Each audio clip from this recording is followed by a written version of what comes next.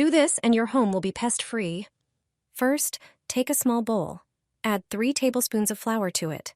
Then, add 2 tablespoons of baking powder. The next ingredient is 1 tablespoon of salt. Mix all the ingredients thoroughly so they combine perfectly.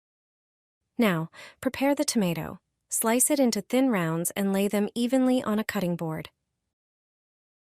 Take the prepared mixture and sprinkle it over each tomato slice. This blend, which contains flour, baking soda, and sugar, helps eliminate unpleasant odors in any room where the slices are placed. It also repels insects. Place these slices around your home, especially near the fridge, but they'll work perfectly by the stove, plants, or even the sink drain. This method works quickly and is entirely natural, keeping your home fresh and insect-free.